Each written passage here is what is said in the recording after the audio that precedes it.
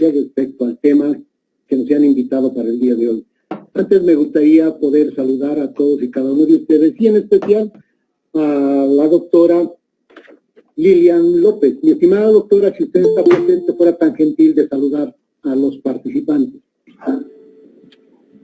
Muy buenas noches, agradecida por la invitación y bueno, también dar la bienvenida a todos los participantes y esperemos colmar las expectativas y las dudas al respecto de este tema de suma importancia, ¿no? Muchas gracias. Perfecto. Me gustaría que en esta jornada que hemos programado para el día de hoy podamos intercambiar experiencias, conocimientos, tanto la invitación para la doctora Lilian como también para cada uno de los participantes. Sería fenomenal. Cualquier duda que tengan en el momento que lo deseen pueden aperturar el micrófono y despejar las dudas. Si me permiten un segundo, y antes de ello voy a apagar mi micrófono para no distraerme. Voy a subir la presentación que me corresponde y pueda yo compartir con todos y cada uno de ustedes.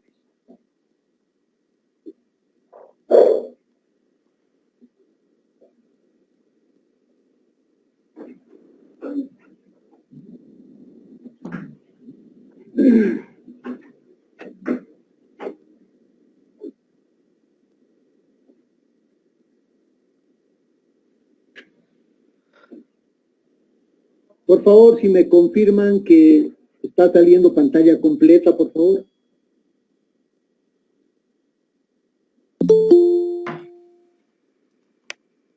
Hola. Sí, se ve. Perfecto. Me gustaría, antes de poder iniciar, una pequeña recapitulación y por qué lo hemos programado todo el contenido para el día de hoy. Como ustedes tienen conocimiento, Zenón siempre ha compartido con nosotros todo ese aspecto de la normativa para la conformación de los comités de bioseguridad en base a las normas establecidas. Esas normas establecidas, como bien mencionaban, está con una data de unos 10 años atrás en base a esas normas. Pero con la actual coyuntura de la pandemia, tenemos la necesidad de poder nuevamente retomar este tema, poder profundizar e incorporar, ya que los componentes fundamentales que el CEDES nos da son dos. Primero, el de actualizar los protocolos de bioseguridad y segundo, el de conformar los comités mixtos, razón por la cual hemos invitado a la especialista, en este caso a la doctora Lilian López, que va a desglosar en la parte técnico-operativa a lo largo de esto. Yo me he de permitir en esta instancia poder profundizar y dar más o menos los aspectos de los objetivos fundamentales de por qué estamos planteando en esta segunda etapa. Hemos querido en la primera que puedan hacer una retroalimentación del manejo de residuos sólidos, pero sin embargo estos son limitantes porque abarca solamente al final del proceso el manejo de los residuos sólidos. Sin embargo, la pandemia o el SARS-CoV-2 nos indica que esto debemos tomar desde el inicio, desde la anamnesis y todo el sistema de gestión de la atención de calidad hospitalaria. Nuestro objetivo general para poder socializarles esto es gestionar las nuevas prácticas, esos nuevos protocolos y lineamientos que nos han dado la OMS, en este caso, o la OIT o las socias, dentro del nuevo contexto de la pandemia conocido por el SARS-CoV-2, mediante una atención de calidad, porque el enfoque fundamental es hacer la gestión de calidad segura y eficaz con la aplicación de estas medidas o nuevas medidas de la pandemia. Nuestros objetivos específicos es implementar el sistema de gestión de calidad. Estamos hablando de la calidad en sí, tanto para el usuario interno como para el usuario externo. El medio ambiente, la seguridad, higiene y salud ocupacional. Es importante que a partir de hoy de la pandemia debemos apropiarnos estos términos y este enfoque fundamental de la higiene y la salud ocupacional dentro de las medidas de bioseguridad.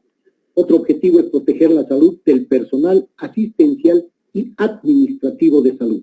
Prevenir y tener el control en los establecimientos de salud. Restablecer las operaciones de servicio en forma segura. Mantener la calidad y la confiabilidad de la atención en los servicios ante el usuario. Estos objetivos fundamentales, trazados, lineamientos que nos dan ya desde el anterior reglamento del manejo de los residuos sólidos, debemos ampliarnos y considerar desde la raíz para tener idea a cabalidad cómo vamos a enfocar, a qué nos referimos. Tenemos que tener en cuenta, en primera instancia, ciertas definiciones de las cuales debemos apropiarnos. El tema de bioseguridad ya es conocido, específicamente el concepto por todo el personal de salud, el concepto de infección, la contaminación cruzada, que retomamos, la desinfección, identificación de peligros, específicamente como un proceso mediante el cual se localiza y se reconoce que existe un peligro y se define sus características. Es esta parte operativa que en alguna medida para elaborar sus planes institucionales de bioseguridad debemos conocer y entender a cabalidad, porque de acuerdo al nivel del establecimiento lo vamos a estructurar.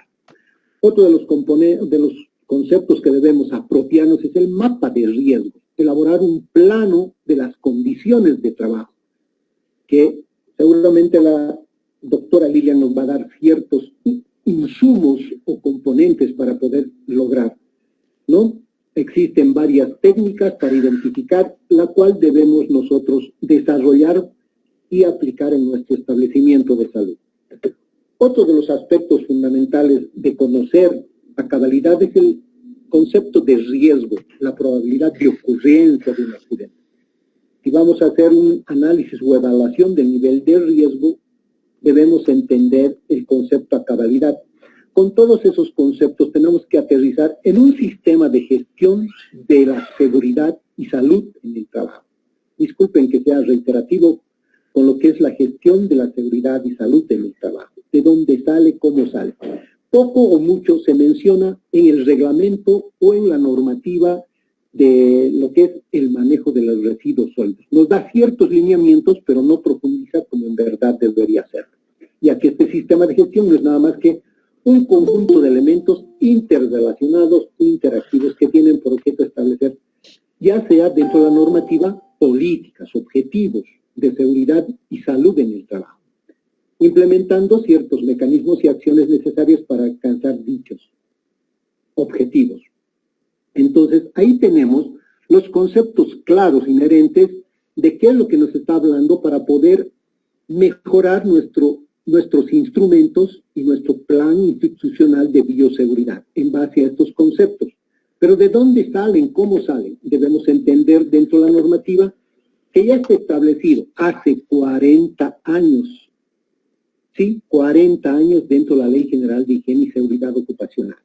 Es nuestra matriz o nuestro paraguas normativo que nos delinea todos estos aspectos o nos da insumos y lineamientos para poder estructurar nuestro plan. La ley que tiene como objetivo, si me permiten dar una lectura, es garantizar las condiciones adecuadas de salud, higiene y seguridad y bienestar en el trabajo. Lograr un ambiente de trabajo desprovisto de riesgos para la salud. Proteger a las personas y el medio ambiente en general contra los riesgos que directa o indirectamente afectan a la salud. Si se dan cuenta, esta ley ha sido elaborada, promulgada hace 40 años, y si lo hacemos una analogía con la actual coyuntura que tenemos con la pandemia, nos está diciendo claramente qué o cómo debemos nosotros actuar. En su artículo 6 da la obligación de los empleadores, en este caso, ¿a quiénes son nuestros empleadores? Son las autoridades locales que dentro de la Ley Marco de Autonomías, la 031, establecen dos responsabilidades dentro de la descentralización. Y en esa descentralización les dan recursos para que puedan, de alguna manera, invertir en sus programas institucionales o microsistemas de bioseguridad planteados por el personal de salud. Y ahí es donde nosotros queremos puntualizar de que esta ley es un referente más para dar la seguridad dentro de la gestión de calidad al usuario interno. En este caso, el médico, la enfermera, el chofer, el manual como personal de salud. Por lo tanto, es una ley más que respalda para que puedan el personal de salud exigir a las autoridades el cumplimiento de esta seguridad laboral. ¿no? Para cumplir, dicen, las leyes y reglamentos relativos a la higiene y seguridad ocupacional y bienestar. Y también este artículo de obligatoriedad de los empleados dice, para adoptar todas las medidas de orden técnico para la protección de la vida, integridad física, mental de los trabajadores. Claramente establecidos en este aspecto. Y también dice instalar equipos necesarios para prevenir y combatir todo tipo de incendios, siniestros o riesgos biológicos. Utilizar con fines preventivos los medios de señalización de acuerdo a las normas establecidas. Proporcionar las facilidades. ¿Por qué mencionamos esta ley como paraguas? Porque esta es solo una parte de lo cual estoy mencionando en el artículo, y para elaborar su plan institucional deben profundizar. Existen mucho más documentos en el Ministerio de Trabajo que les van a dar insumos de cómo realizar y profundizar de lo que es la seguridad y salud en el trabajo, no solamente en la etapa del manejo de residuos sólidos. En el artículo 6 también menciona las obligaciones de los empleadores, que es analizar e investigar los accidentes de trabajo con objetivos. Por ello es que el SEDE, dentro de esa responsabilidad de empleadores, ha sacado una circular indicando de que conformen sus comités mixtos de acuerdo a una resolución del mismo Ministerio de Trabajo, y está también promulgada en la resolución de la NTC 009, en donde indica que se debe, reitero, analizar e investigar los accidentes de trabajo y promover la capacitación del personal de salud en materia de prevención del riesgo. El análisis que damos como una autocrítica, ¿cuánto se ha trabajado en materia de prevención de riesgos en los hospitales? Nos da tarea para poder motivarnos y profundizar el tema. También indica que se debe denunciar ante la Dirección de Higiene y Seguridad Ocupacional y Bienestar, en este caso cuando el director del servicio del hospital está atado de manos y no tiene presupuesto ante, en este caso, el gobierno autónomo municipal, quien desembolsa los recursos, puede ser denunciado ante el mismo Ministerio de Trabajo por el incumplimiento de atender esta normativa. Les mencionamos, les reitero, esta norma como madre, porque mediante esta legalidad se puede gestionar y solicitar y pedir los insumos necesarios para resguardar la vida del personal de salud.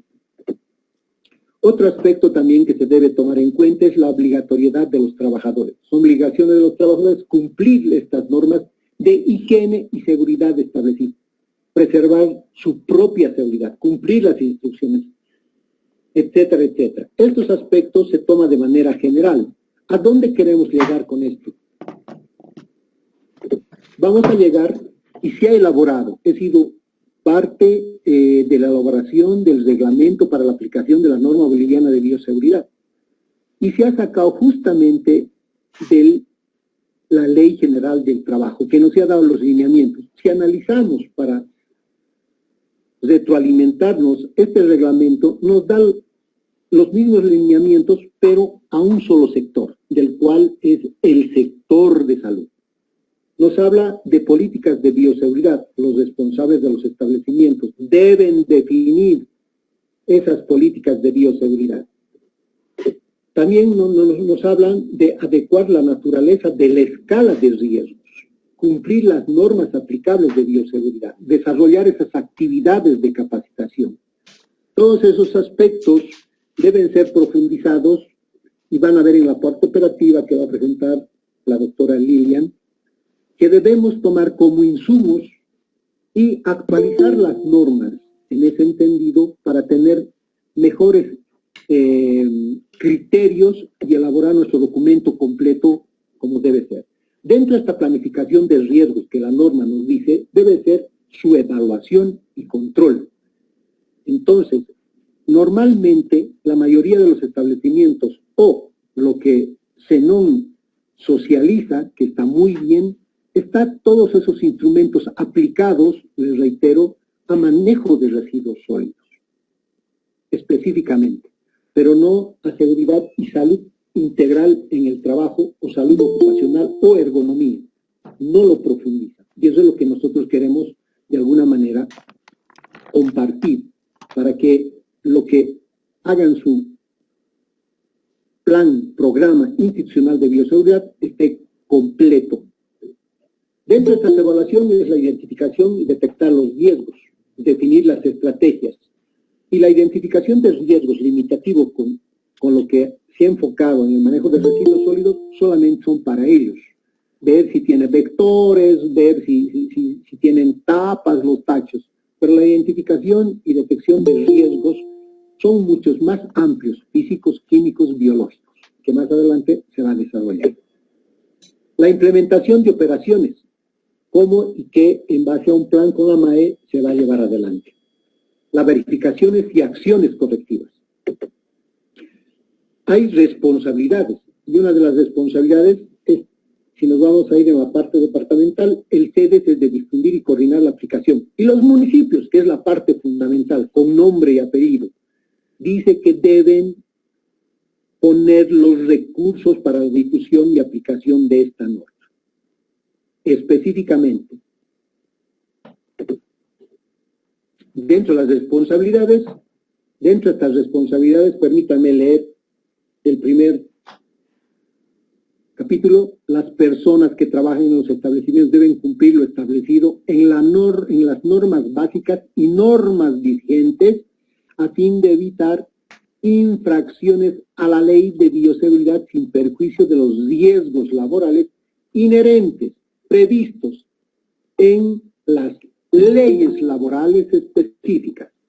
Había una cuestionante sumamente interesante, pero hay personal de salud de contrato, hay personal de salud que no está en la Ley General del Trabajo. La Ley General del Trabajo es el paraguas.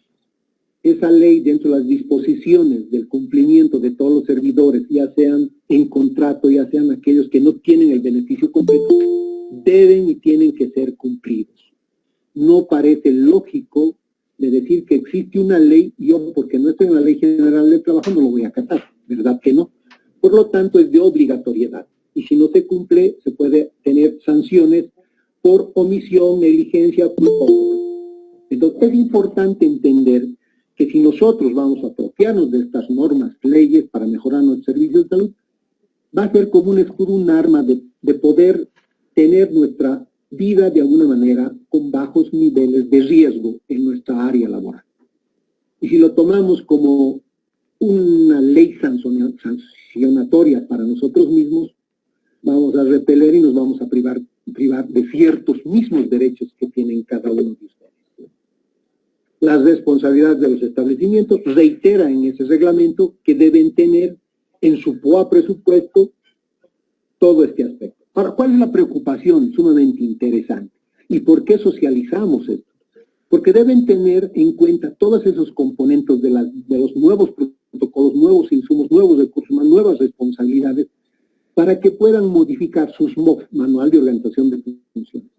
Puedan pedir mucho más sus requerimientos para su seguridad y salud en su vida, en su área de trabajo.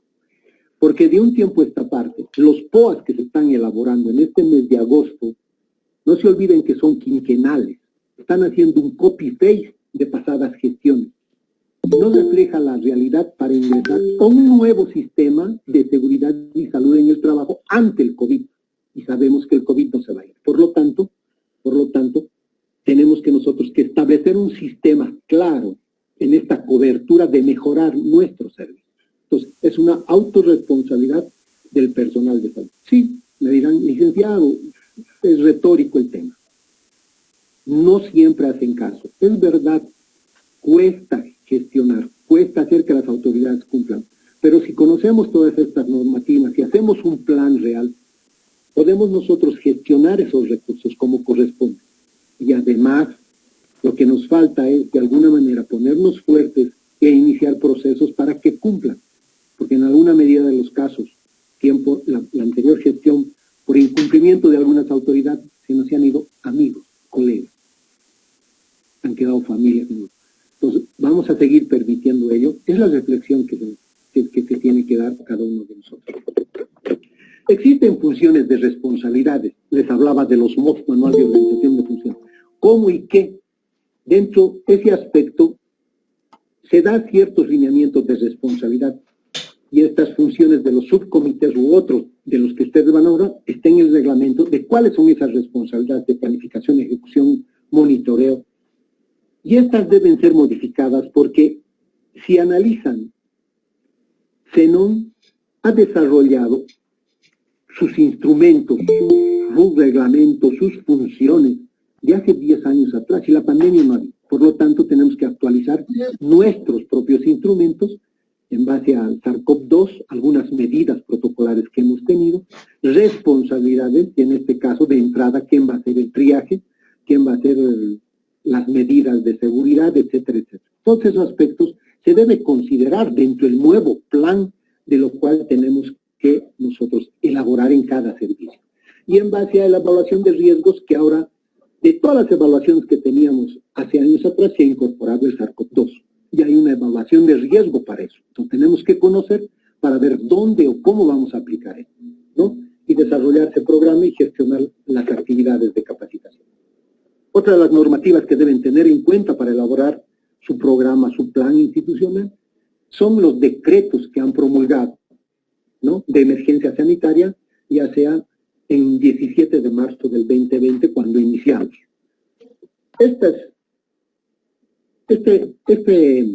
Emergencia sanitaria fue establecido por la Ley General del Trabajo, específicamente, donde ha sacado las normas que estaban avaladas por la OIT y estos elementos de riesgos que han sido considerados. ¿Cuáles son? Las medidas y controles administrativas, medidas de control de ingeniería. Si ustedes recapitulan hace tiempo, desde la anterior gestión, se ha dado ciertos lineamientos para reducir los riesgos de exposición, ¿no?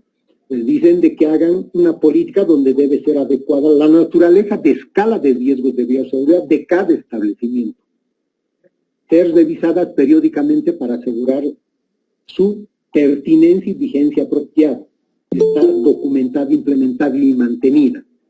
También esos lineamientos de la OIT nos había dado y ha calificado la identificación de riesgos que les mencionaba en la clasificación al SARS-CoV-2 como peligro biológico.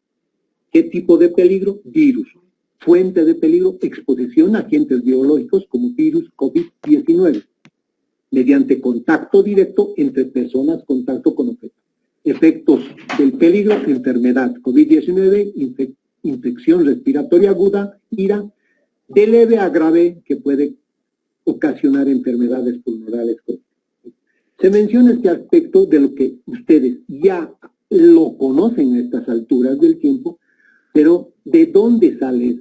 Sale de la OIT, de las OSHA que dan lineamientos a los ministerios de trabajo a nivel mundial. Por lo tanto, esas sus normas tienen que ser fortalecidas, en algún momento modificados, tomados en cuenta. Entonces, esa es nuestra raíz para que nosotros podamos elaborar nuestro plan o programa de bioseguridad, ¿no?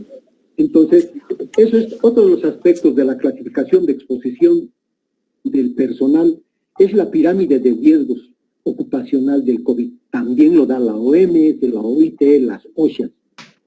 Seguimos en esa línea para poder tener insumos y podamos nosotros trabajar. No podemos limitarnos de hace 10 años atrás con solo el manejo de residuos sólidos. Tenemos un reto como personal de salud. Tenemos que tomar esos lineamientos o protocolos científicamente desde un inicio modificados, cambiados por las mutaciones, etcétera, y ese es el seguimiento, la atención que tenemos que tener para estar actualizados y cambiar y tener la información exacta de cómo identificar esos peligros. ¿En qué niveles, en qué área, en qué establecimiento? Tenemos que manejar eso dentro de lo que es la salud ocupacional, la seguridad y salud en el trabajo. Otro de los aspectos es crear los instrumentos de métodos de control y exposición de esos riesgos en todas las áreas donde estamos, a partir del SARS-CoV-2. Y estos mismos son mencionados y deben ser incorporados a todo ese microsistema que ya tienen los establecimientos de salud. Reitero, con el mayor de los aprecios y respeto, no solamente en el manejo de residuos sólidos, hay mucho más riesgos en el servicio. Elaborar el mapa de riesgos establecidos, que se va a profundizar más adelante, Y ese procedimiento para realizar la detección dentro de una planificación, preparación, ejecución e informe de cómo. Y eso es lo que queremos nosotros compartirles para que tengan insumos y puedan ustedes estructurar mucho mejor sus documentos que solicite el mismo ustedes a cada establecimiento de salud. Y más aún si se está incorporando, reitero, están incorporando la solicitud de conformar los comités mixtos. ¿De dónde salen los comités mixtos? Estimados doctores y licenciados. Sale de la Ley General del Trabajo. Nuestra especialista Lilian les va a profundizar ese tema, pero entonces tenemos que conocer, entender todos estos aspectos para poder nosotros plasmar en el documento. Prueba clara de ello es que el Ministerio de Trabajo ha aprobado mediante resolución 22.9 el 18 de mayo el cumplimiento de implementar estos protocolos de bioseguridad. El Ministerio de Trabajo ha tomado la iniciativa porque era de su responsabilidad con la tuición de la OIT en la pandemia. El 18 de mayo. El 21 de mayo saca la resolución recién el Ministerio de Salud.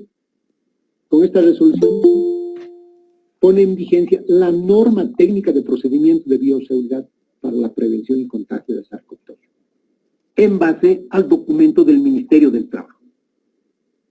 Por eso es la relación de lo cual mencionamos. Y el 28 de mayo, días después, ambos ministerios aprueban los protocolos de bioseguridad y elaboración por ambas instituciones. Se ponen de acuerdo dentro de lo que es la OIT, la OMS, el Ministerio del Trabajo saca los protocolos y los socializa y saca con el Ministerio de Salud. Estos protocolos aprobados, si ustedes ingresan al Ministerio de Trabajo, van a encontrar protocolos, pero para las empresas productoras, porque no querían que paren la producción. Si revisamos, no van a encontrar para el tema de los establecimientos de salud. Ya hemos quedado huérfanos en alguna medida, o entre comillas, no se han considerado que somos expertos en elaborar el documento y no se han dejado que nosotros lo hagamos. Entonces, ese es el reto por el cual, dentro de su plan o programa de bioseguridad o la conformación a futuro de los comités mixtos, tenemos que entender, conocer y aplicar. Porque dentro de la Ley General del Trabajo hay otros documentos, les reitero, que puedan considerar y les van a dar insumos y lineamientos para poder plasmar el documento en su servicio de salud. Ahora, ¿por qué también consideramos esto de la Ley General del Trabajo? Porque la Ley General del Trabajo contempla a cada institución o ente empresa como una organización. Dice, todas las organizaciones tienen que cumplir protocolos. Está en la resolución, pueden revisar. Ahora, ¿el establecimiento de salud es una organización? Por supuesto que sí, es una organización, porque cumple. ¿A qué se refiere una organización? Es una organización cuando tiene recurso humano, tiene cadena de proceso. En este caso, en el servicio de salud, de ingreso y salida, ¿no? Desde la anamnesis, la atención, ya sea la curación, y luego salen. Entonces, y trabaja también con terceras personas, tanto con los servicios de limpieza. Entonces, es una organización, por lo tanto, está dentro ese marco, ese componente de considerar y poder llevar adelante estos aspectos. Pero no solamente recae en esta normativa en lo que es la parte conceptual, es la parte operativa. Esta responsabilidad involucra al director del establecimiento. Les decía, si antes tenía el director del establecimiento, la MAE, responsabilidad de presupuestar, pero ahora tiene que considerar todo lo que es el COVID y tiene que estar en sus funciones. A eso nos referimos el cambio de los modos. Tienen que estar sistemas integrados de gestión de calidad con los nuevos protocolos. Los recursos humanos tienen que estar mejor preparados o modificados. Esos procesos de atención que va de alguna manera a modificar y de aquí para adelante, ¿no? Las adquisiciones que antes habían no eran suficientes, ahora tenemos que potenciar otro tipo de adquisiciones. Entonces, estos aspectos de responsabilidades no decaen en la parte conceptual. Si son una institución organizada, una estructura tienen. En base a esa estructura funciona, por lo tanto, tienen que enfocar ese aspecto de incorporar estos nuevos elementos. Ahora, ¿por qué consideramos en conclusión todos estos aspectos que hemos empezado como tema introductorio? Porque sencillamente, ¿por qué o cómo vamos a elaborar? No es nada más que en cumplimiento con la legislación de la normativa nacional vigente, con una visión amplia de la realidad de la pandemia, que tenemos que actualizar nuestros documentos en materia de seguridad y salud del personal de salud. Esas consideraciones van más allá de solamente el manejo de residuos sólidos. Tenemos que incorporar partes de promoción, prevención y contención del COVID-19. Asimismo, de las normativas y recomendaciones de la Organización Internacional del Trabajo, que nos ha dado siempre, por ese derecho de la salud al trabajador, los lineamientos específicos que ellos trabajan de manera técnica y científica con las OSHA y apegados a la Organización Mundial de la Salud, en bien, reitero, de la seguridad personal. Entonces, en base a todos estos conceptos, en todas estas normativas, queremos nosotros introducirnos a todo el desarrollo de la sesión que la va a presidir la doctora Lilian, especialista en medicina del trabajo. Entonces, con esto yo, mi participación, concluyo y me de permitir cederle el espacio a la doctora. Mi estimada doctora, cuando guste puede subir su presentación. Y mientras suba, si tienen alguna pregunta respecto, estoy presto para atenderla.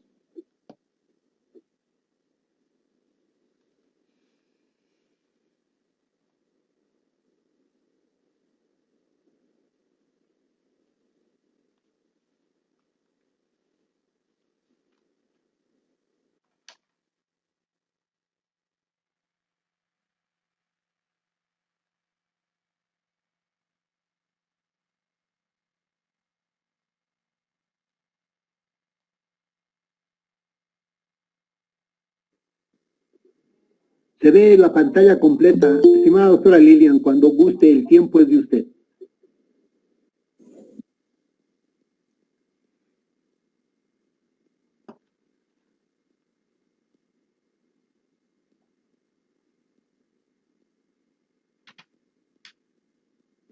Perdón, ahora sí.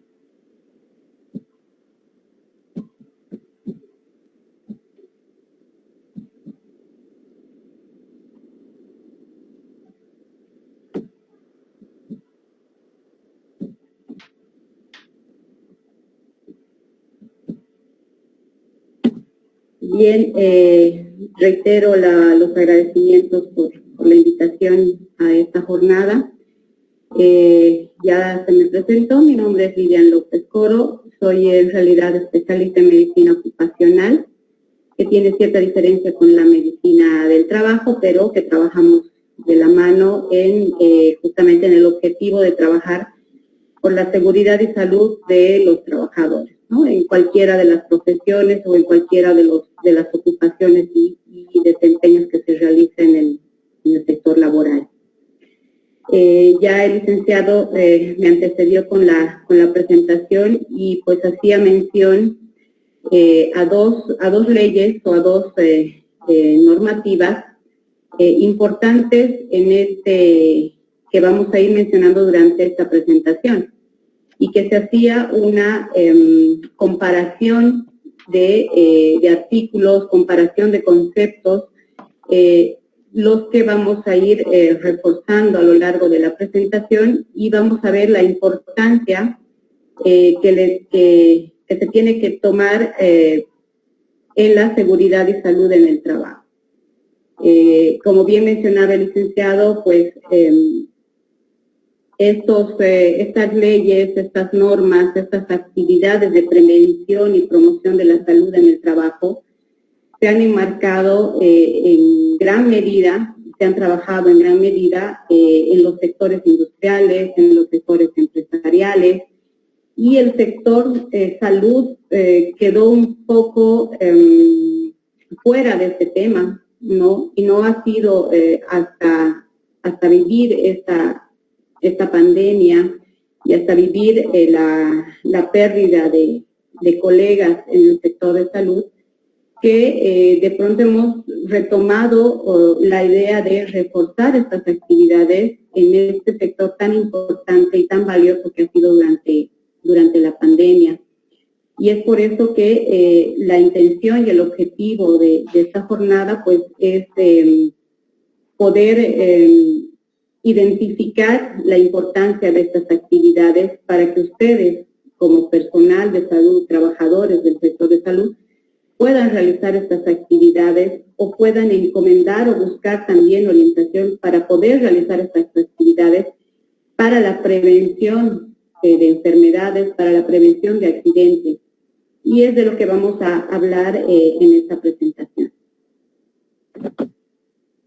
Bien, se mencionaba el tema de la bioseguridad hospitalaria y en nuestra normativa al respecto de este tema, pues hacía más hincapié en el tema de manejo de residuos infecciosos, ¿no? Se enmarcaba más en esto, pero estábamos olvidando de alguna forma que la bioseguridad hospitalaria o la seguridad y salud dentro de los hospitales conlleva mucho más que solo el manejo de residuos infecciosos.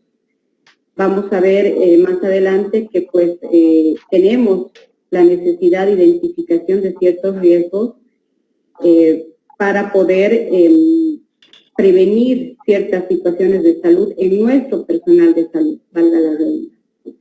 Entonces, esta bioseguridad hospitalaria es un conjunto de medidas técnicas, ya sean científicas, organizativas, planificaciones, elaboración de protocolos, de normativas internas, con el fin de prevenir y proteger a tres grupos importantes.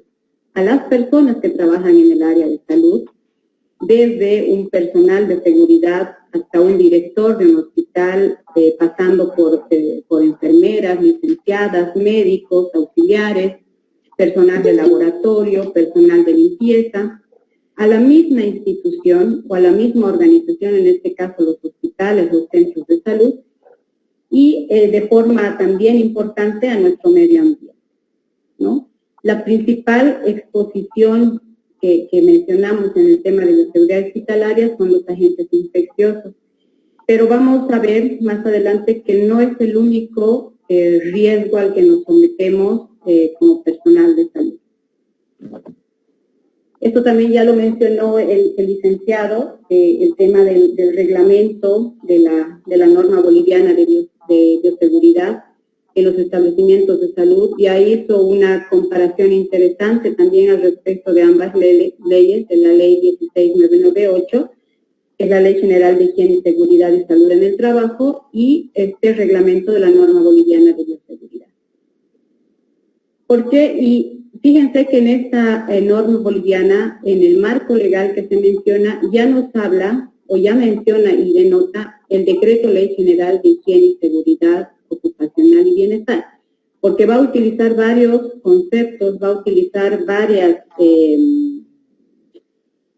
varios conceptos de esta ley para poder también aplicarlos o ponerlos inmersos en esta normativa.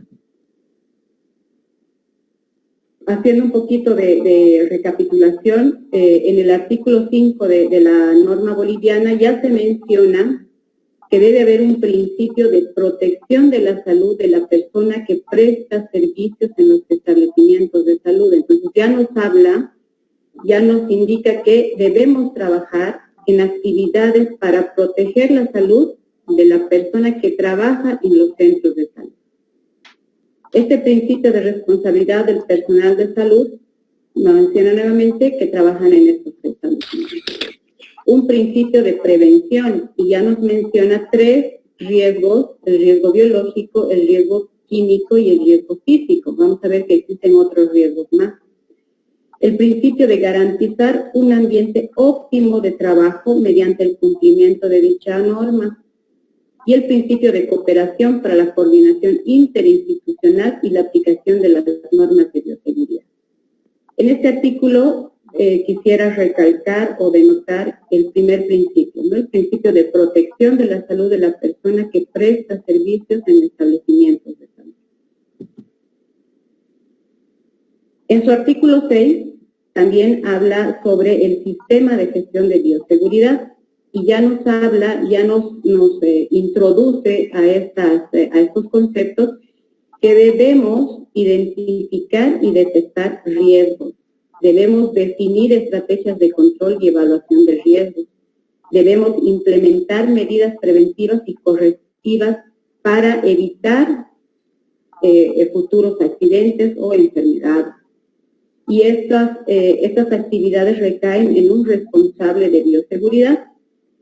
También nos habla de las responsabilidades de un sistema de salud, que también ya fueron mencionadas, ¿no? Una responsabilidad del Ministerio de Salud como tal, una responsabilidad del CEDES y una responsabilidad de nuestros municipios.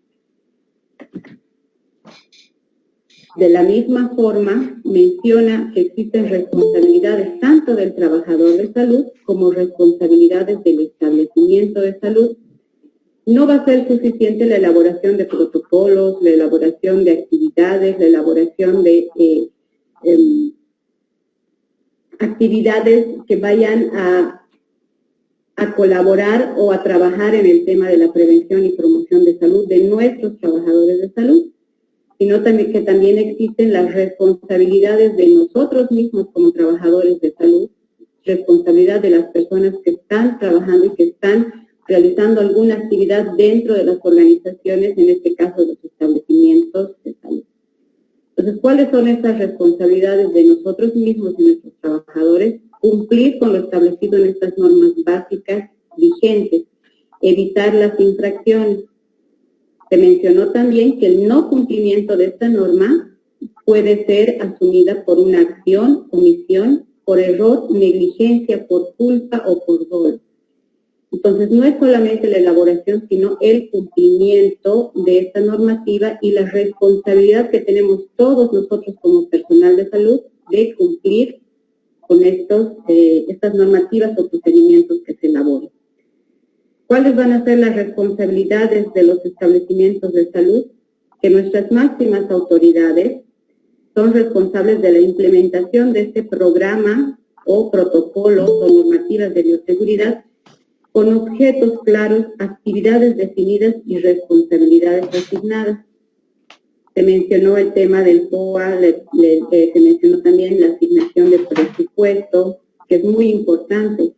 Como personal de salud y responsables o autoridades de un establecimiento de salud, tenemos que tomar en cuenta que los presupuestos son importantes y ustedes mejor que yo lo conocen sin duda, que pues el presupuesto en los últimos 2 años o año y medio con el tema del COVID se ha incrementado, se ha necesitado mayores recursos, se han necesitado mayores materiales para proteger a nuestro personal.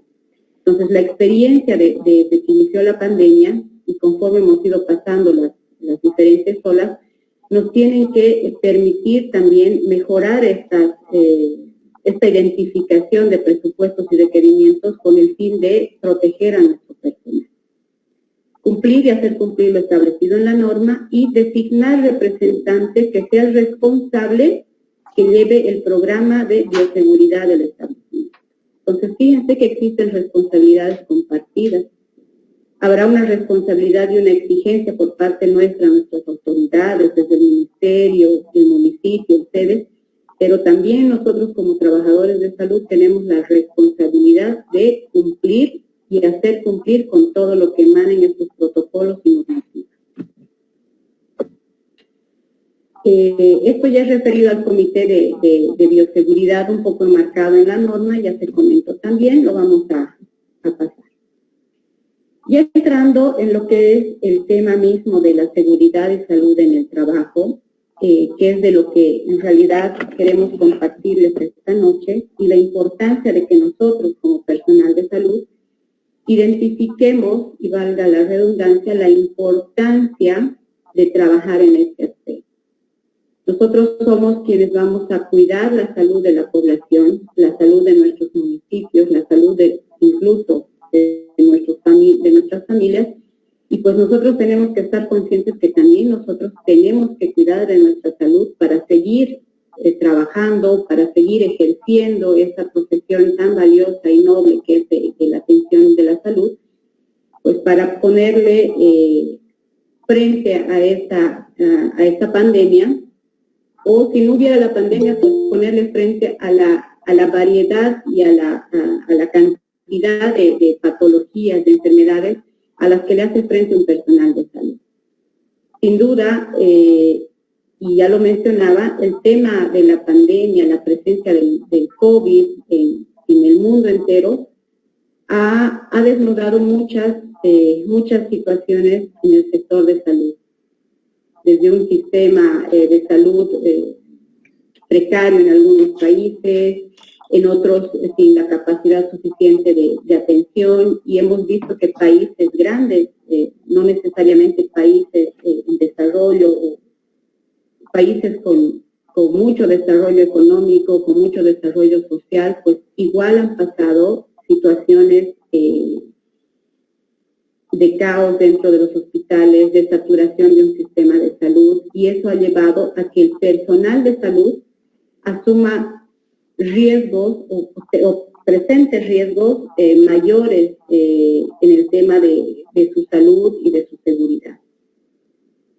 Para entender un poquito el tema de los conceptos que manejamos en esta área tan importante de la medicina y de la ingeniería industrial, vamos a decir que la seguridad y salud en el trabajo es una disciplina que se encarga de la prevención de las lesiones y enfermedades causadas por las condiciones de trabajo y la protección y promoción de la salud de los trabajadores.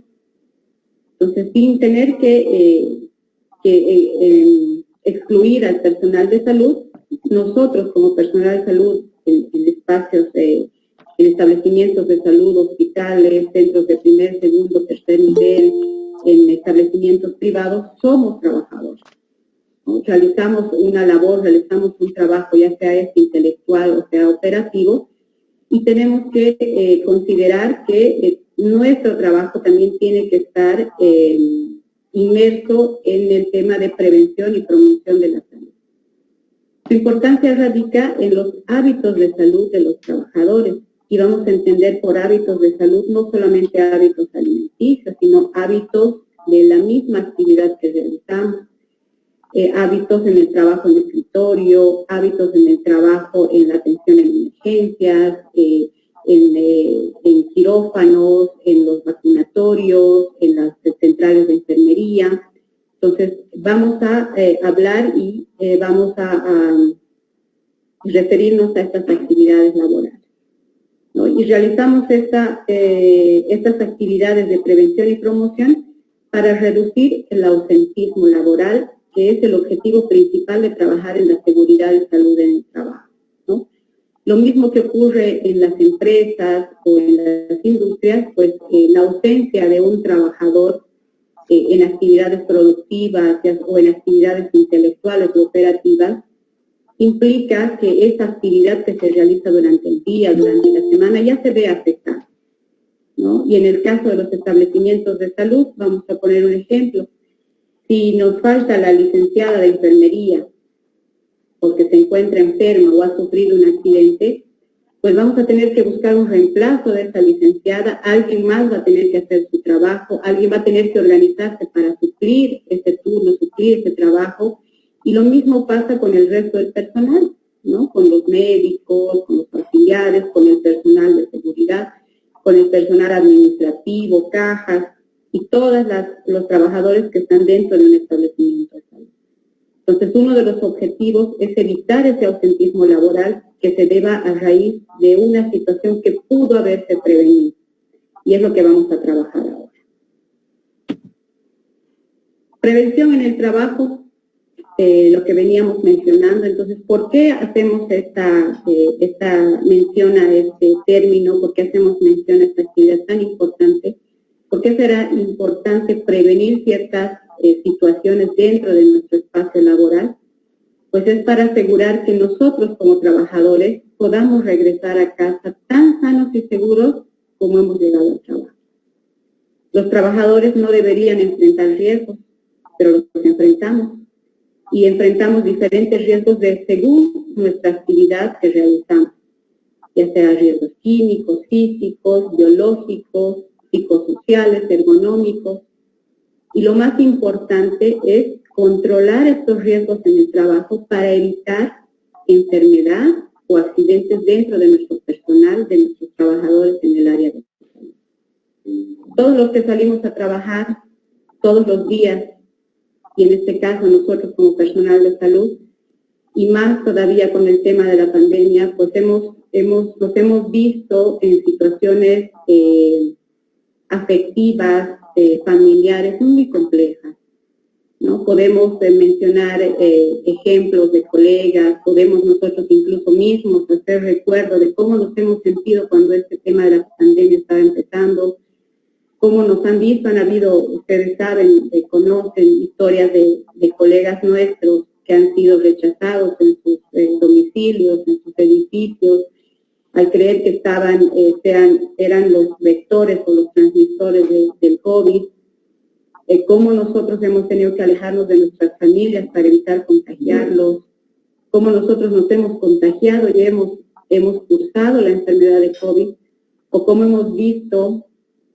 que compañeros nuestros han perdido la vida a raíz de esta enfermedad.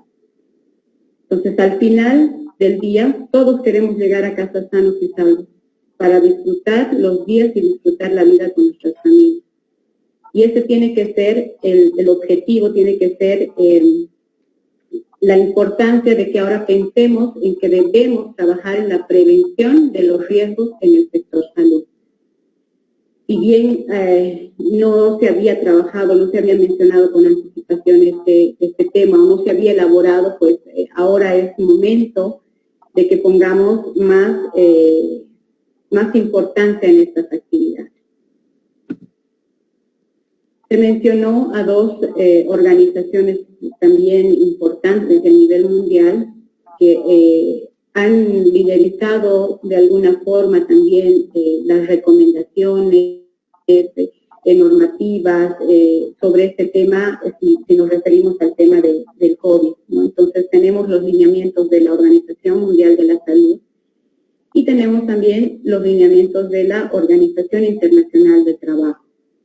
Ambas organizaciones reconocidas a nivel mundial nos han mencionado y nos han recalcado, nos han dado pautas para también como gobierno, como país, al igual que otros países, pues tengamos que trabajar en mejorar estos entornos laborales y mejorarlos no solamente en los otros sectores, ¿no? Sectores industriales, manufactureros, sino en el sector de salud.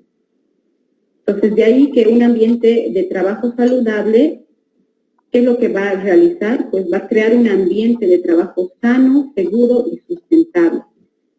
Asegura la promoción y protección a la salud para formar parte integral de las prácticas administrativas. Destaca aquellos estilos de trabajo y de vida que conducen a la salud. Y asegura la participación de toda la organización.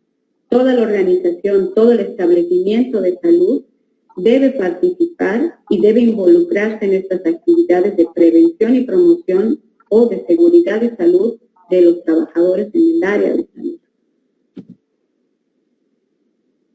Hemos venido mencionando algunos riesgos laborales y como personal de salud, como trabajadores en esta área, tal vez hemos pensado que solamente tenemos riesgos biológicos, ¿no? Porque estamos atendiendo a personas con COVID, con tuberculosis, con VIH, con hepatitis, con otro tipo de infecciones o de enfermedades infectocontagiosas, pero no, nuestros riesgos laborales no solamente se enmarcan o se encierran en los riesgos biológicos.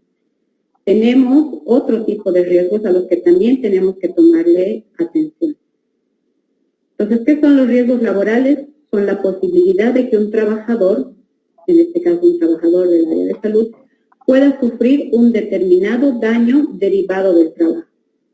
El riesgo laboral se denominará grave o inminente cuando la posibilidad de que se materialice en un accidente de trabajo sea muy alta. Las consecuencias presumiblemente pueden ser severas, importantes e incluso la muerte. Entonces ahora vamos a conocer y vamos a hablar, vamos a ver un poco de conceptos de otro tipo de riesgos laborales. Tenemos los riesgos laborales físicos. Dentro de estos riesgos físicos tenemos ruido, iluminación, temperaturas extremas, radiaciones, vibración. Entonces ustedes vayan un poquito ya viendo qué tipo de riesgos también se pueden encontrar dentro de los establecimientos de salud. Muchos de ellos tal vez no se aplican porque están más dirigidos a la parte industrial, pero hay otros que sí podemos aplicarlos dentro de los establecimientos de salud y que vale la pena identificarlos y trabajar en su prevención. Tenemos los riesgos químicos. Dentro de los riesgos químicos están todo lo que significan sustancias químicas, un detergente, la lavandina, el amonio cuaternario u otro tipo de sustancias químicas que hemos venido utilizando para la desinfección, para la asepsia, para la limpieza de espacios, también son elementos químicos que pueden generar un riesgo laboral dentro del espacio de trabajo.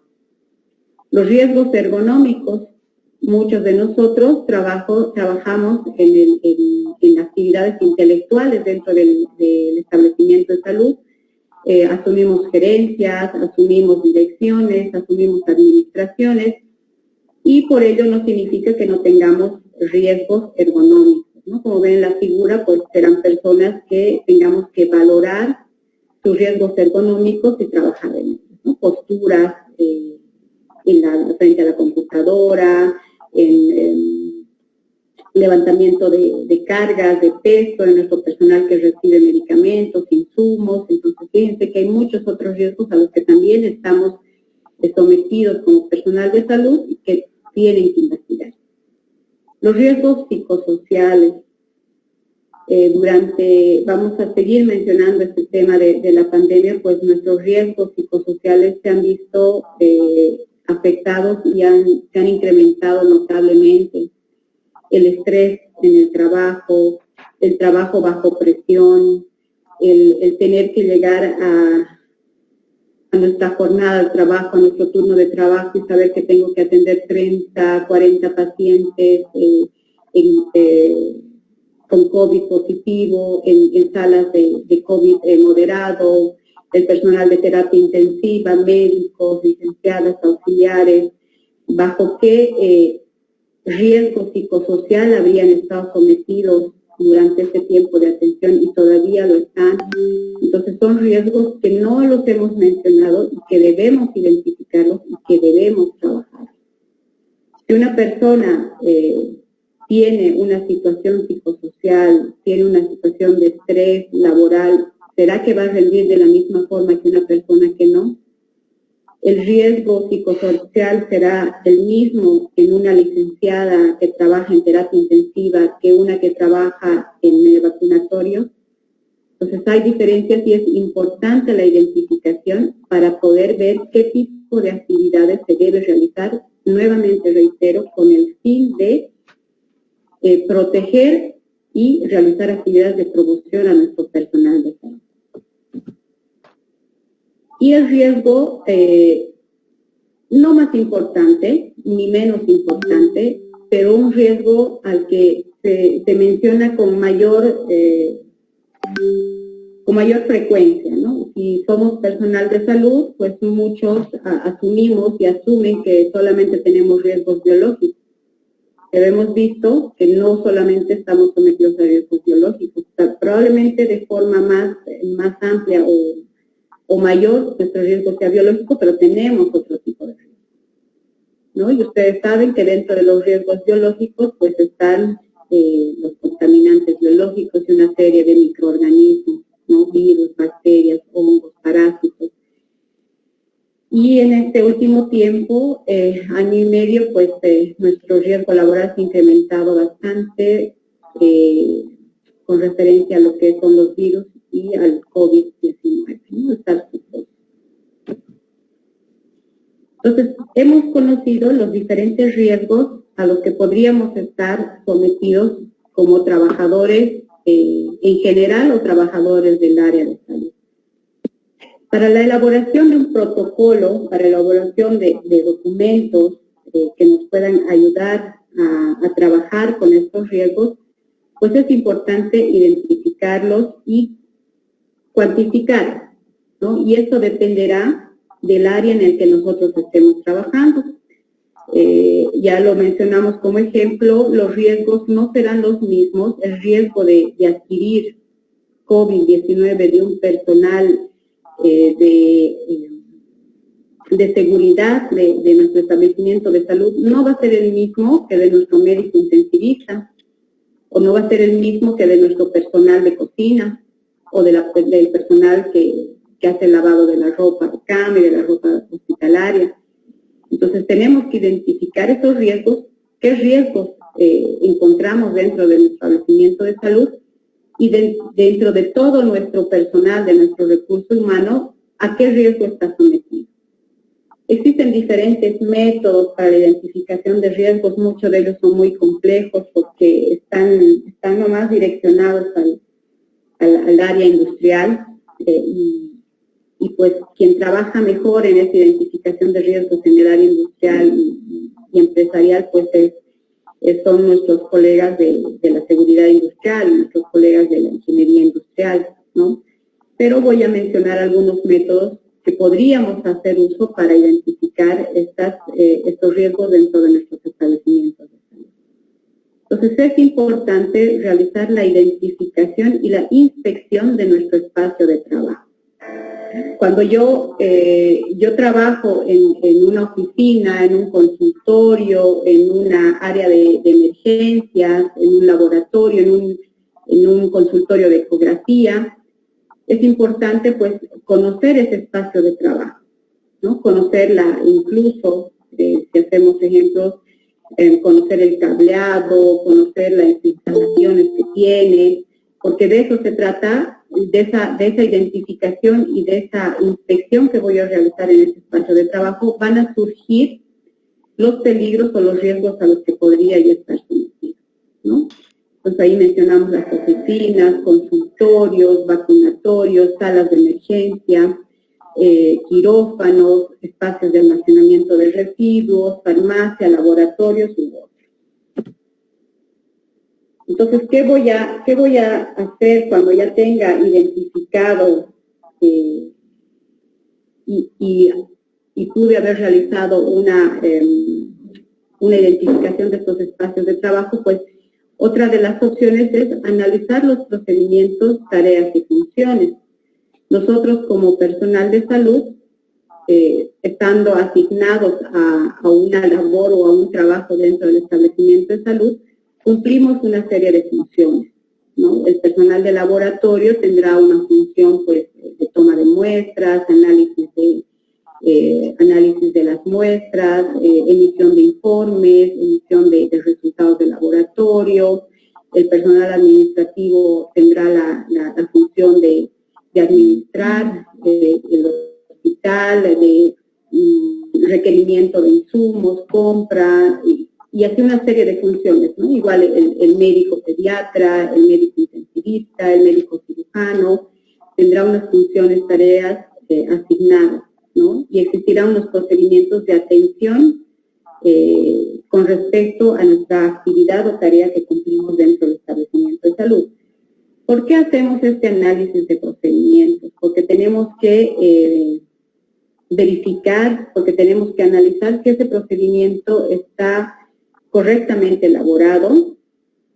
Volvemos al ejemplo del laboratorio, que en ese procedimiento se indica de que el personal del laboratorio para cada toma de muestra debe utilizar guantes que deben ser desechados con cada paciente o idealmente con cada paciente. Sabemos que existen algunas dificultades en ese sentido, pero conocer esos procedimientos para saber si esos procedimientos se han seguido de forma correcta o si en algún momento no se han realizado tal cual el procedimiento y esto generó o llevó a que nuestro personal de salud esté frente a un riesgo que le genere un accidente de trabajo o le genere una enfermedad profesional.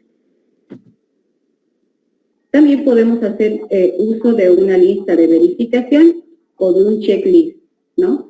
Entonces podemos hacer una lista de lo que vamos a verificar. Por ejemplo, nuestro establecimiento de salud tiene todas las luminarias en perfecto funcionamiento, y el cableado de los consultorios de emergencias están correctamente instalados, y se tiene la cantidad suficiente de insumos de limpieza, de equipos de protección personal. Entonces vamos verificando a través de estas listas de verificación para poder realizar un informe y ver qué cosas tenemos pendientes, qué insumos o qué actividades nos faltan concluir para poder evitar más adelante que estas actividades inconclusas o la falta de un insumo, la falta de un equipo nos pueda generar que el trabajo que realice este personal de salud tenga un mayor riesgo, porque no sé, pues no habían guantes, nadie se percató que no habían guantes en el almacén y tenemos que atender sin guantes a pacientes de un accidente de tránsito, por ejemplo. Entonces, ese riesgo al que nos estamos sometiendo es porque no hemos realizado esta verificación en almacenes y no hemos corroborado de tener todos los insumos necesarios para evitar de que nuestro personal asuma mayor o esté frente a un riesgo mayor del que normalmente debería. En las actividades de seguridad y salud ocupacional, nuestros compañeros y colegas industriales pues manejan unos formularios, unas planillas, se elaboran unas matrices, se llaman matrices de riesgos. Estas matrices se llaman matriz IPER, en otros es matriz IPER con C. ¿Y qué es la matriz IPER? Pues es una identificación de peligros y evaluación de los riesgos. Esta matriz nos va a permitir, como su nombre dice, identificar los peligros a los que estamos como personal de salud y evaluar los riesgos a los que nos sometemos, todo con el fin de buscar acciones correctivas, acciones de capacitación u otro tipo de actividades que vamos a ver más adelante que nos permitan disminuir el riesgo a los que estamos sometidos. En algunos casos podremos eliminarlo, en otros no vamos a poder eliminar, pero es importante y es una herramienta que se utiliza para la identificación de peligros y evaluación de riesgos.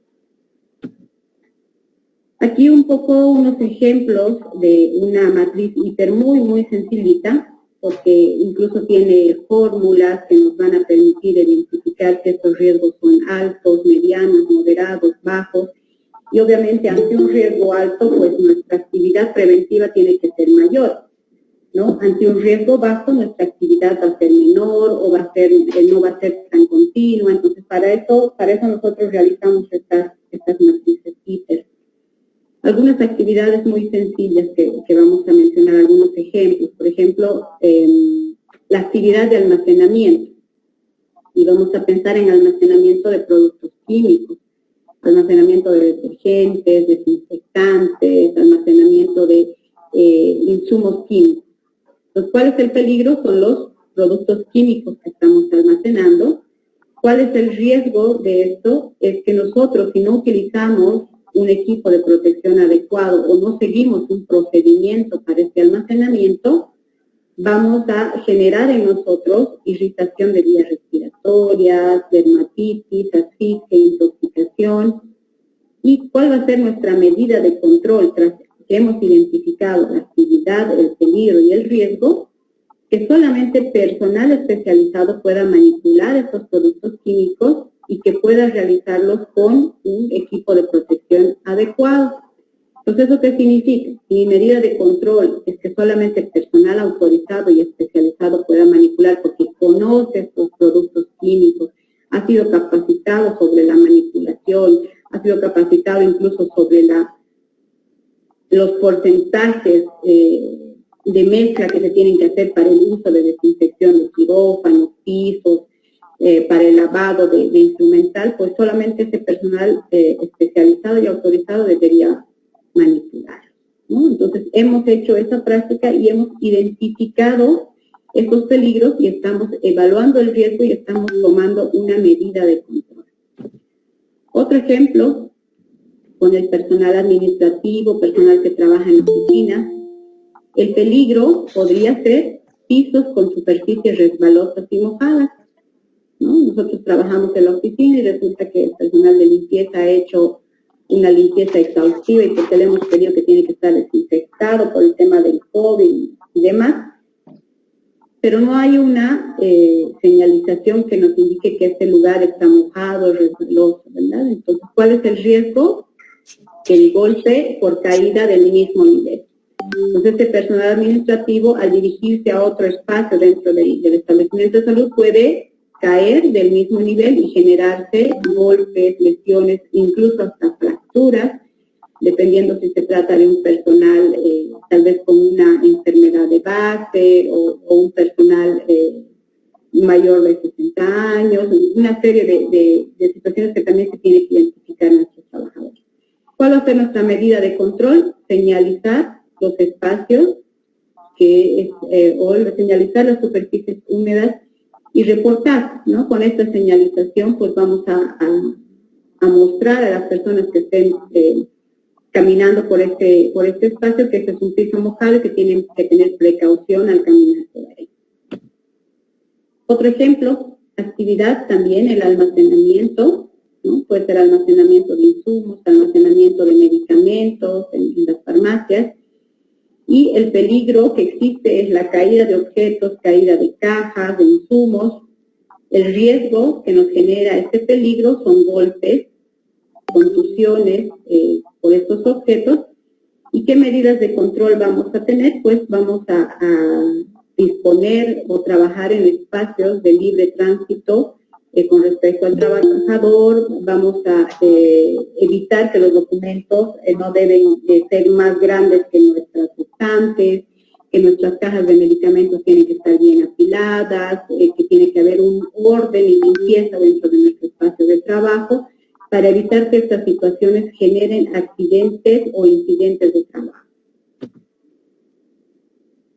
Esto también ya lo mencionó el licenciado, es una pirámide o es lo que llamamos la jerarquía de control.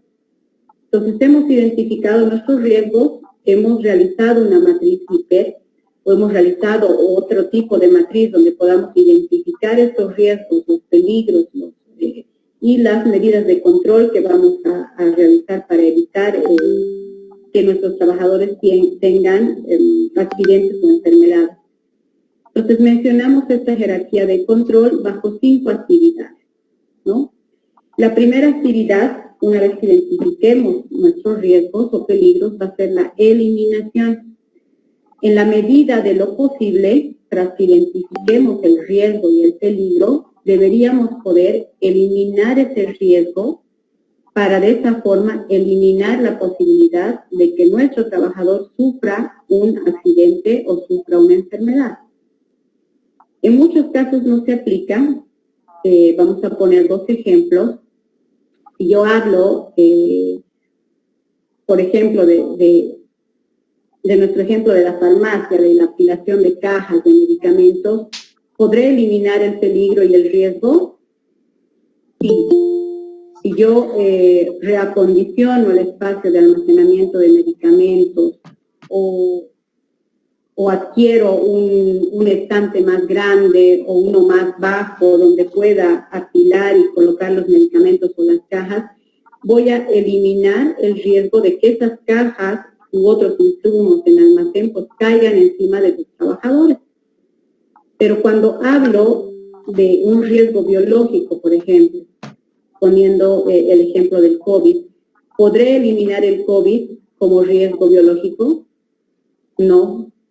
No lo he podido eliminar todo este tiempo e incluso en países de América como el nuestro no estamos llegando a un control de esta enfermedad. Entonces no siempre el riesgo se puede eliminar ¿no? Dependerá del tipo de riesgo que identifiquemos. La siguiente actividad, si no podemos eliminar el riesgo, vamos a intentar sustituirlo.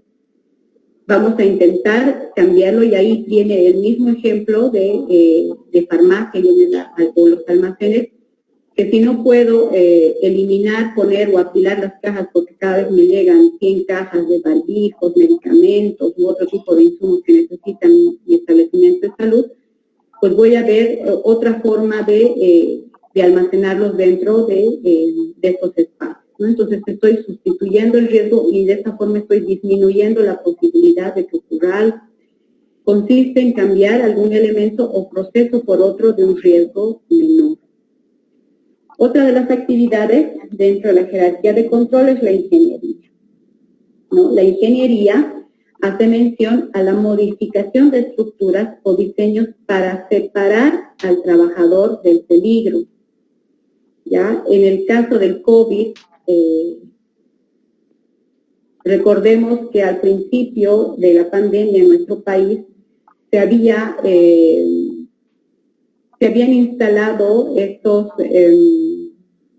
estas cámaras de desinfección, ¿no? Asumiendo de que eran espacios donde podíamos mantenernos seguros al ingresar a algún espacio, a un hospital, al banco, a las escuelas o algún otro lugar, y esto podría considerarse como un control de ingeniería.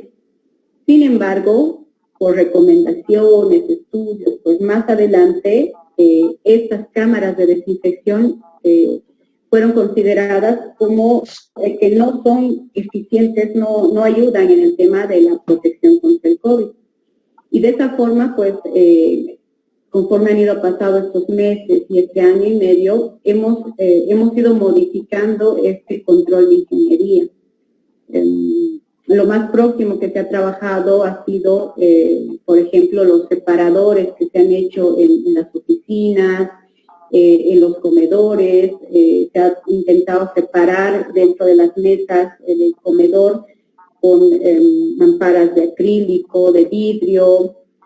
Otro ejemplo de control de ingeniería en los establecimientos de salud puede ser que el personal que hace la consulta de pacientes con sospecha de COVID para la toma de muestra tiene una pantalla de vidrio con unas mangas para poder tomar la muestra de la PCR o el antígeno. Entonces, estos son los controles de ingeniería, ¿no? Estas estructuras o diseños que estamos haciendo para separar a nuestro trabajador de salud del peligro al que se expone, del riesgo al que podría estar expuesto. Un cuarto control es el control administrativo o el control de administración. Este control administrativo hace mención en la elaboración de procedimientos manuales o señalética, ¿no? La señalética es una actividad que la hemos visto tal vez de manera más amplia, ¿no? Y en diferentes sectores, en diferentes lugares, transportes públicos, hospitales, tiendas de barrio, tiendas de ropa. Entonces, y esa ha sido la recomendación por el tema de COVID, ¿no? Debemos poner señalética, debemos poner instructivos donde diga que la persona debe utilizar barbijo, debe tener un distanciamiento, debe lavarse las manos con cierta frecuencia, incluso la dirección por la que debe seguir nuestros pacientes hasta que ingresan al hospital, áreas de COVID, áreas no COVID. Entonces, todos estos procedimientos manuales y señaléticas nos están mostrando que se debe hacer algo para reducir la exposición al peligro. A eso hace mención el control administrativo.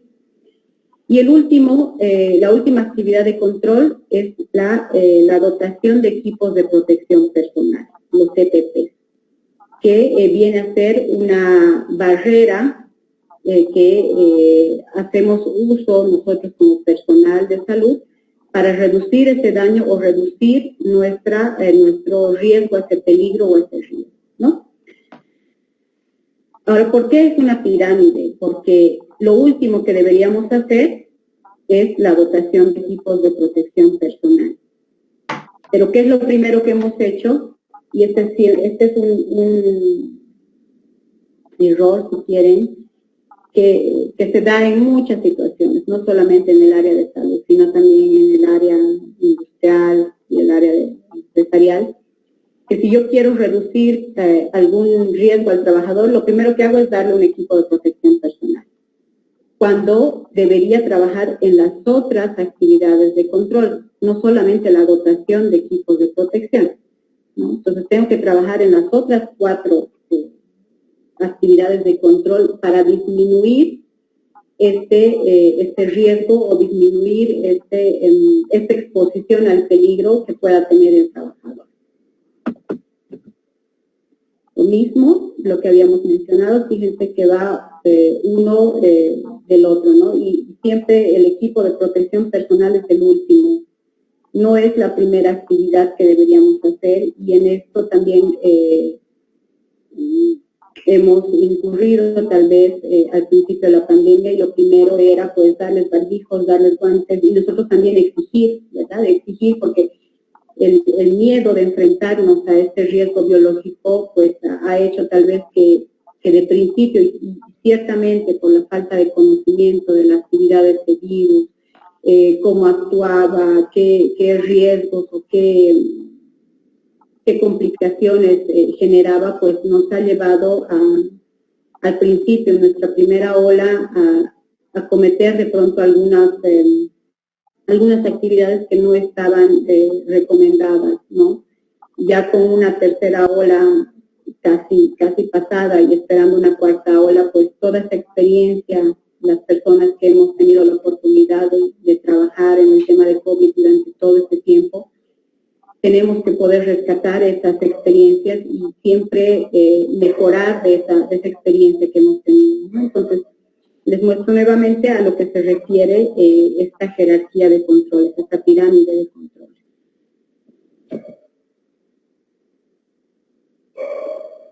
Lo que mencionábamos, ¿no? En el tema del área de salud, hacíamos mención de las barreras estructurales, las barreras de ingeniería, la señalética que se debe tener como medida de control administrativo, nuevamente el control administrativo, ¿no? Esta señalética que le hemos visto en varios lugares, no solamente en hospitales, sino ya en muchos lugares a los que hay asistencia social, y los equipos de protección personal, ¿no? Que si bien no debería ser el primer control que se realice, pues es parte también de la jerarquía, y en este caso pues ha sido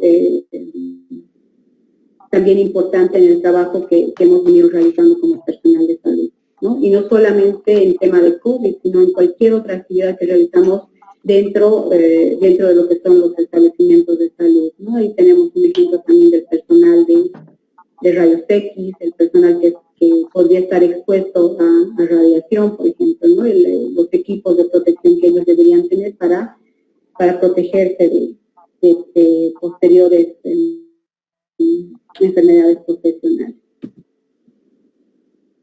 Dicho esto, y habiendo mencionado los diferentes riesgos, la identificación de los riesgos, la jerarquía de controles de estos riesgos y peligros, pues nosotros como personal de salud, como área de salud,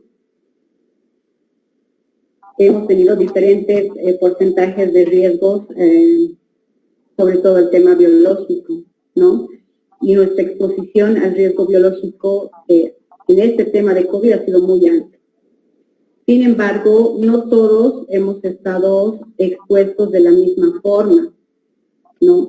Dependía del cargo que realizábamos, dependía del área de trabajo, de las funciones que estábamos desempeñando. Otra de las actividades que también tal vez fue tomada de forma muy apresurada, pues era la dotación de equipos de protección igualitario a la totalidad de los trabajadores de un establecimiento de salud, ¿no? Incluso había personal administrativo que tal vez estaba más protegido y mejor protegido que una enfermera, que un médico. Entonces, de ahí que también tenemos que tener estas estrategias e identificar volvemos al término identificación de los riesgos a los que se somete el personal de salud. No va a ser el mismo, no es el mismo, sin desmerecer el trabajo, sin desmerecer la importancia o el riesgo al que podría estar sometido. No es el mismo riesgo que corre un personal que no está en contacto directo con un paciente, en este caso vamos viendo el tema de COVID, no es el mismo que un personal que está dentro del área pues, de pacientes COVID grave, ¿no? Un área de terapia intensiva, su riesgo es muchísimo más alto que el personal que solamente llena la ficha epidemiológica o que toma la muestra del antígeno o toma la muestra PCR, ¿no? Entonces, los porcentajes de riesgo son diferentes y dependen, reitero, del cargo, del área de trabajo y de las funciones que desempeñan. Entonces, según esta evaluación de los riesgos, vamos a poder determinar que pueden existir diferentes grados de riesgo. Un riesgo bajo, un riesgo medio y un riesgo alto. Tras que identificamos estos grados de riesgo, vamos a poder trabajar incluso en las actividades que debemos realizar con este personal y lo que decíamos, la dotación de equipo de protección personal, ¿no? ¿Será realmente necesario, tras que hagamos nuestra evaluación, será necesario que todo el personal del centro de salud, del establecimiento de salud, utilice una mascarilla N95? ¿Quiénes realmente deberán utilizar? ¿Quiénes deberán utilizar doble guante u otro tipo de guante, no solamente el de látex? ¿Quiénes tendrán que utilizar botas?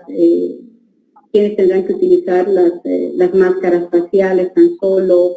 O unos protectores oculares más sofisticados? Entonces, todo eso depende de nuestra evaluación.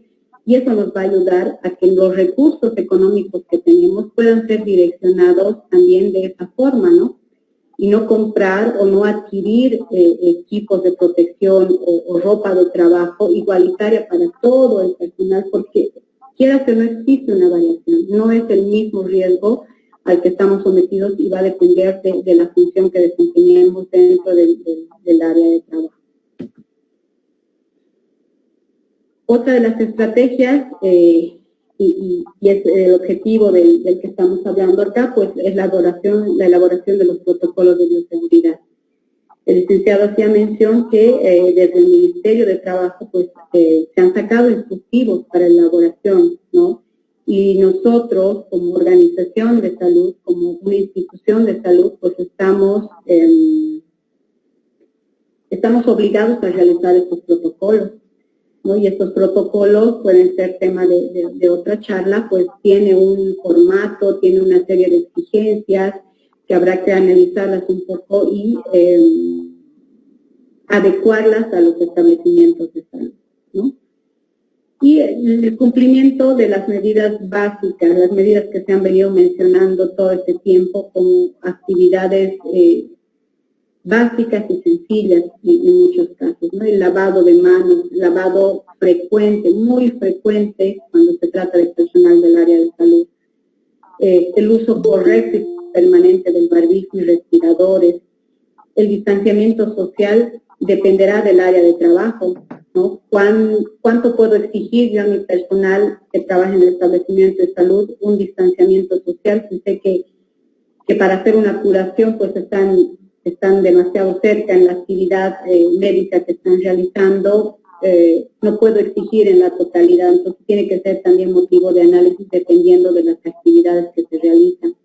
Pero mínimamente el correcto lavado de manos y de forma frecuente y el uso correcto y permanente del barbijo y respirador. Estas actividades, y nosotros las hemos estado promocionando y siempre exigiendo a la población en general, ¿no? Pero tendremos que analizar nosotros también como personal de salud cuánto cumplimos con estas actividades tan sencillas y tan básicas que nos pueden llevar a evitar un contagio dentro de nuestro espacio de trabajo. Otra actividad que es de suma importancia dentro de la prevención de COVID y ha demostrado en espacios más pequeños o en espacios de trabajos fuera del área de salud, que la identificación de los casos sospechosos, los casos contactos y los casos positivos es es el inicio de una buena actividad de control. Nosotros como personal de salud, si bien estamos sometidos a estos riesgos biológicos, específicamente hablando de los riesgos biológicos y del COVID-19, a veces, y no me van a dejar mentir, pues a veces el personal de salud no somos buenos pacientes, ¿no? Y si nosotros le exigimos al paciente de que identifique signos, síntomas, de que comunique a la brevedad posible, de que se realice una prueba para identificar si es positivo o no y que se aísle, pues muchas veces nosotros como personal de salud no cumplimos con esas mismas recomendaciones, ¿no? Y me ha sucedido, lo comento de forma con experiencia personal, muchas veces nosotros que sabemos los síntomas que puede generar el COVID-19 y tenemos síntomas sugerentes, síntomas de sospecha, no queremos ser sospechosos, no queremos ser contactos y menos queremos ser positivos. Entonces, esa negación de esta situación que podría estar pasando con nosotros, nos lleva muchas veces, o nos ha llevado muchas veces a evitar un diagnóstico temprano, a no realizar un diagnóstico temprano de esta enfermedad que yo puedo presentar, y no solamente dentro de mi espacio de trabajo o asumir que ha sido el contagio dentro de mi espacio de trabajo, ¿no?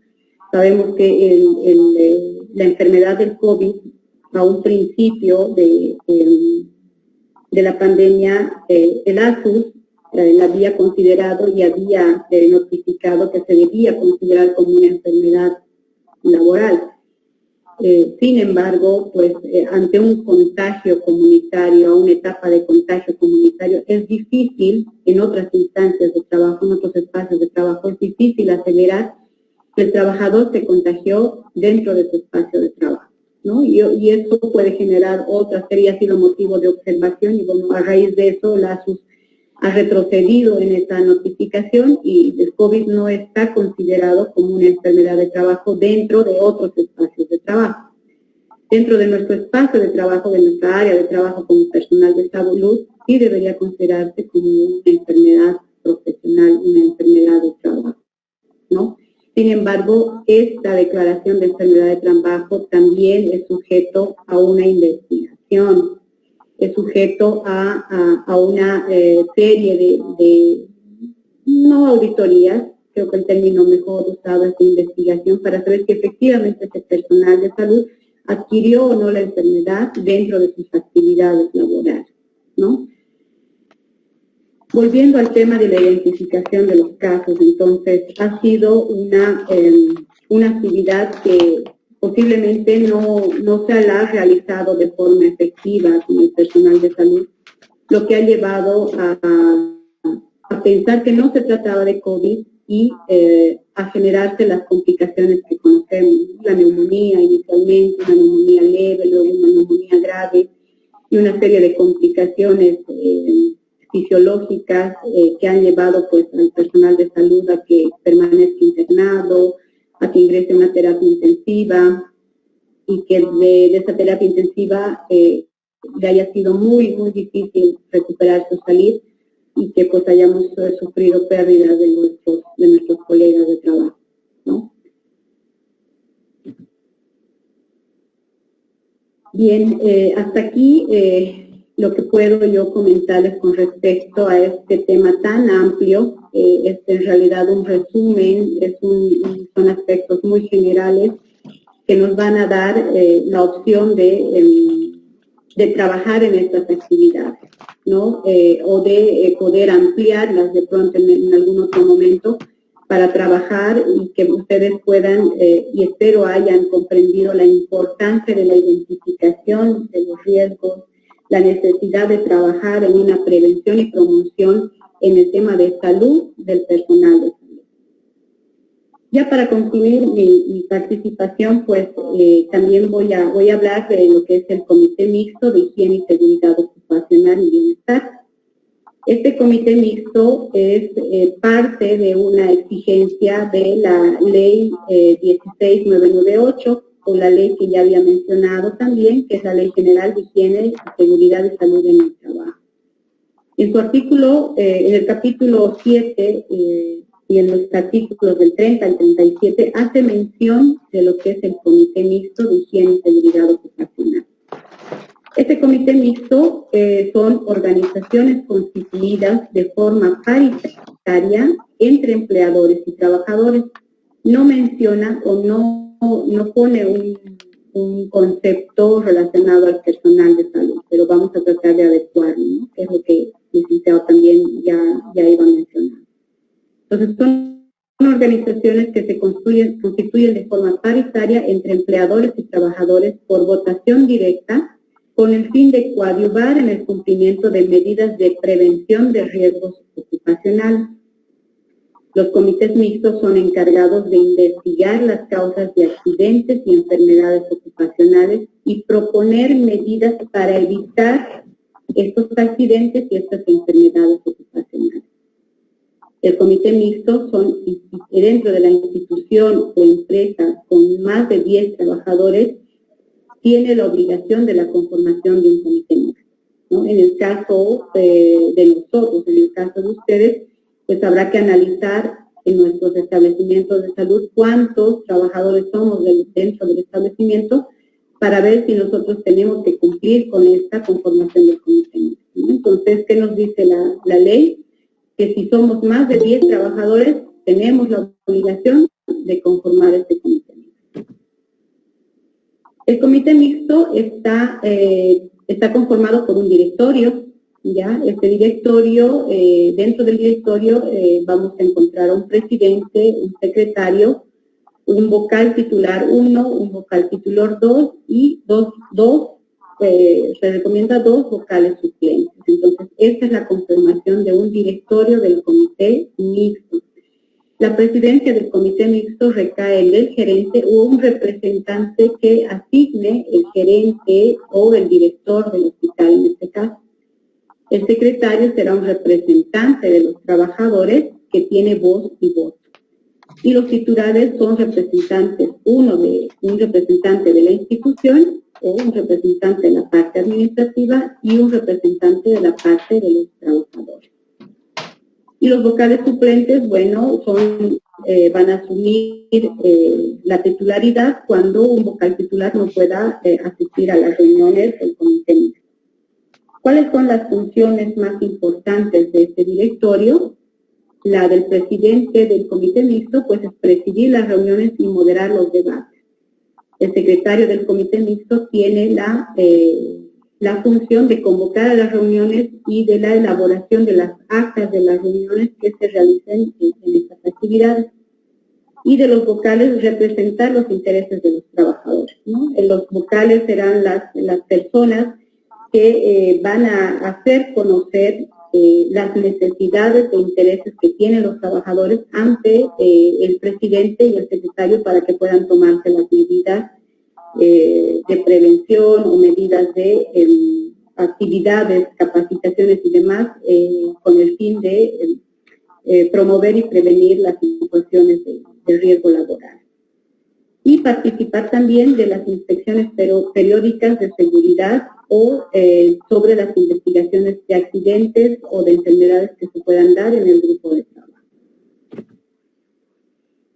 Este comité mixto debe estar, decíamos al principio, debe haber una elección en el caso de la parte de los trabajadores o de los representantes de los trabajadores, deben ser elegidos por votación, ¿no? Debe haber un proceso de elección y tendremos que elegir a 2 o 4 personas que nos representen como trabajadores que puedan dar a conocer nuestras necesidades ante el comité mixto. El tiempo de permanencia dentro del cargo del comité mixto es de 1 año y puede la persona ser reelegida para una próxima gestión. Preferentemente deberá ser una persona que tenga conocimiento sobre seguridad y salud en el trabajo, pero no es excluyente, solamente es de preferencia. Esto sí vale la pena mencionar y se aplicaría también en el caso del personal de salud, los compañeros que formen parte del sindicato de trabajadores de salud no podrían ser parte del comité mixto, ¿no? Porque sería generar dobles funciones, entonces no podrían ser parte, ¿no? De la elección de la parte patronal, ese es el término que conlleva dentro de la ley, pues el gerente o el director del hospital podrá asumir la presidencia del comité mixto o podrá designar a un representante para que pueda asumir esa presidencia y uno de los vocales, ¿no? El tiempo de permanencia también en el cargo dentro del comité mixto es de 1 año y también puede ser reelecto, y nuevamente hace referencia de que puede ser una persona que tenga conocimientos en seguridad y salud del trabajo o no, ¿no? Igual se van fortaleciendo los conceptos y conocimientos según se vaya trabajando dentro del comité mixto. ¿Qué funciones tiene este comité mixto? Las funciones del comité mixto son cumplir y hacer cumplir la ley 16998 y las normas vigentes en la materia, informarse sobre las condiciones de los ambientes de trabajo, conocer y analizar las causas de los accidentes de trabajo y enfermedades profesionales, controlar y evaluar registros de accidentes de trabajo y enfermedades profesionales, velar que los trabajadores reciban instrucción y orientación sobre seguridad y salud en el trabajo, presentar informes trimestrales y anuales sobre las reuniones de las actas y elaborar un informe final al término de su gestión. ¿Cómo deben estar distribuidas las reuniones del comité mixto? El comité mixto deberá reunirse al menos una vez al mes o cuando sea necesario bajo la petición de un presidente o el representante laboral. También se deben reunir, esas son las reuniones ordinarias, como decíamos, de carácter mensual, y también reuniones trimestrales. Y las reuniones extraordinarias, reiteramos que puede ser bajo una convocatoria del presidente del comité o bajo solicitud del Ministerio del Trabajo. Si en nuestro establecimiento de salud hemos tenido, no sé, el año pasado, pues hemos tenido como 4 decesos por tema de COVID, pues eso amerita una reunión extraordinaria, ¿no? Donde tengamos que analizar las causas, tengamos que analizar las razones por las que nuestro personal ha llegado a una fatalidad en el tema de COVID, para analizar y ver si nuestra identificación de riesgos, nuestros programas, nuestras actividades en tema de prevención se han estado cumpliendo o no. O si nuestro personal de mantenimiento en nuestro establecimiento de salud ha sufrido un accidente de trabajo con caída de altura y ha tenido un TEC grave y ahora está internado. Entonces, todas esas situaciones que generen riesgos o peligros dentro de la salud de nuestros trabajadores van a ser analizadas por este comité y pueden ser analizadas dentro de sus reuniones mensuales o dentro de reuniones extraordinarias. Estas reuniones se llevan a cabo solamente cuando se cuente con más del 50% o 50% más uno de sus miembros, ¿no? Si son 4 los miembros del comité mixto, pues mínimamente tendrán que estar 3 personas para llevar a cabo la reunión. Las decisiones del comité mixto serán aprobadas en votación directa y por simple mayoría.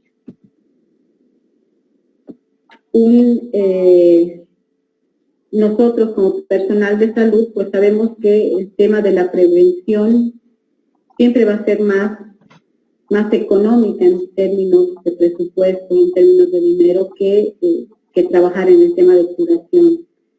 Entonces yo los invito a tomar estos temas, a retomarlos y a trabajar en el tema de prevención dentro de nuestras áreas de trabajo, dentro de nuestros establecimientos de salud. Muchas gracias por su atención.